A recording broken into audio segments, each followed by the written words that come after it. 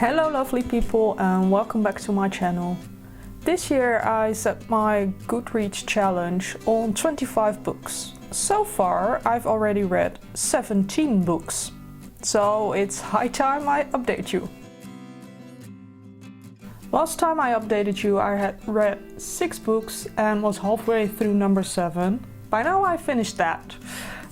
Book number 7 was Sweet Revenge Ltd by Jonas Jonasson. It's the author of The 100-Year-Old Man Who Climbed Out of the Window and Disappeared. I can't believe that came out correct the first time. It's an amazing book, just like all his other books, and I loved reading it. And I put it as a book that fulfills your favorite prompt from a past POPSUGAR Reading challenge. And I chose a book by an author whose first and last names are beginning with the same letter. And that's a prompt from 2019. And since it's Jonas Jonasson, I thought it fit perfectly. After that I picked up another Konsalik, still got plenty of those. This one is called In het Spoor van de Tijger. And I put it as a book with a tiger on the cover or tiger in the title, since tijger is the Dutch word for tiger. Next up I picked up a boyfriend book. It's a book from my boyfriend originally. Of course now all the books are ours together, but this is more like a book that he would read. It's Neil Gaiman, The Graveyard Book. Normally I don't really read books like this, but I just wanted something different and this one sounded quite interesting and I did really like it. And I put it as a book about the afterlife. Then it was time to pick up some Pinkeltje books again, otherwise I'll never make it to reading all 30 of those. So I picked up number 4, Pinkeltje in Artis, which is a really big zoo in Amsterdam, here in the Netherlands. And I don't have a prompt match for it yet. As I said in my previous video, I probably won't put all the Pinkeltjes to a POPSUGAR Reading Challenge prompt, because that's just not possible. But as long as one fits, I'll put it there, but this one just didn't. I decided to pick up a second Pinkeltje book, which is number 5 in the series and is called Pinkeltje en het Grote Huis, so Pinkeltje and the Big House. It's about the house he lives in with the family. And there were just a lot of fun stories again, and I loved reading them. Finished them in a day. Actually, I finished both books on the same day. It was just a Pinkeltje day, I guess.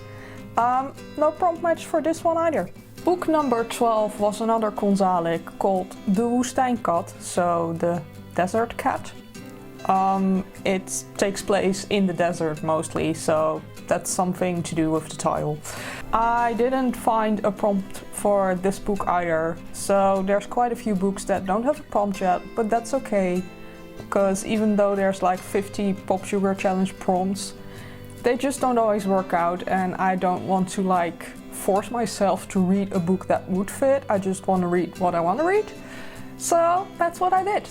After that I picked up this beautiful book called The Boy, the Mole, the Fox and the Horse by Charlie Mackesy, and I absolutely adored it. I am sure I will pick it up many more times, but for now I just finished it in a day, just kept going through it, and I absolutely adored it. It's so beautiful, there's so many beautiful messages, and I will look at it many more times, as I said.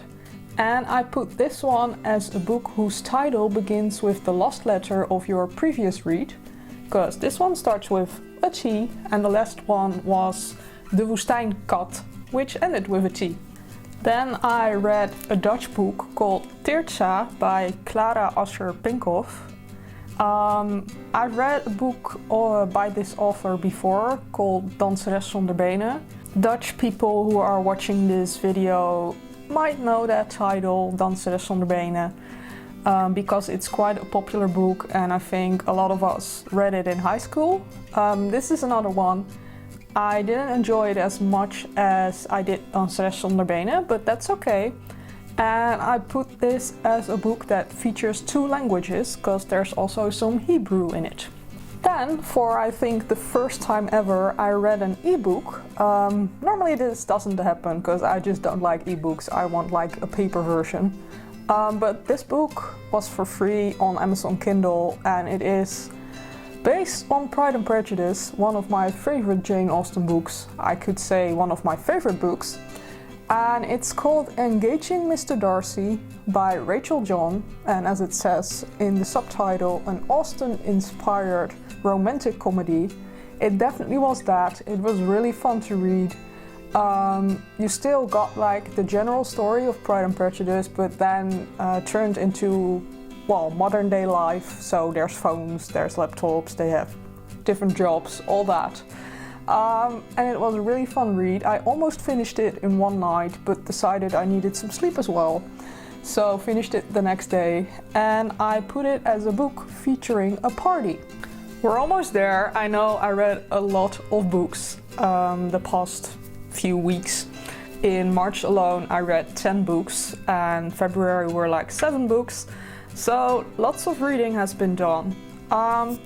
Book number 16 then is Rebecca by Daphne du Maurier. This was on my list to definitely read this year. That happened, and I wasn't disappointed. I've had this book on my TBR for so long, but never came around to it. A year ago or so, I got it for my birthday in this absolutely gorgeous edition.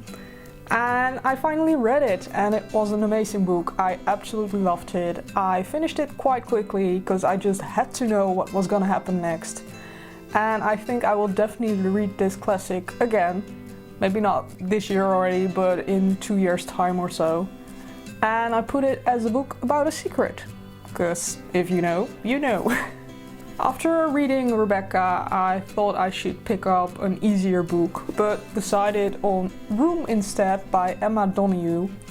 Not really an easy book, because it's about a woman that's been abducted and then gets pregnant by her kidnapper and, well, gives birth in the room and lives there for 5 more years. And then they try to escape. So not really a light topic, but I did like the book. Somehow it was less than I expected. I don't know, maybe it was hyped up too much. It was a good book, but not entirely what I expected to get from it. But I finished it quite soon, and I did enjoy it. And I'm about to watch the movie very soon, which is still on Netflix, I hope. And, well, I didn't find a prompt for it, but that doesn't matter. And then the final book in this update is another Konsalik called Arts in Hong Kong, so Doctor in Hong Kong. And I put that as a book set in the 1980s. I finished it in a few days, because, you know, it's a Konsalik. And just in time before the end of March, like a few days ago, the end of March, the last day of March. So it's still counted for March. And, well, I'm rambling on, so I'm gonna end this video here. Because it's been way too long already, because I read 70 books already, and it's only April, which is absolutely crazy. I don't know where I got the time from, or the energy, or the motivation. Well, plenty of books, that's not the problem. Anyway, as I said, rambling on. If you read any of these books, talk to me down below in the comments. If you have any other books that I should definitely read, TBR way too big already, doesn't matter, just let me know.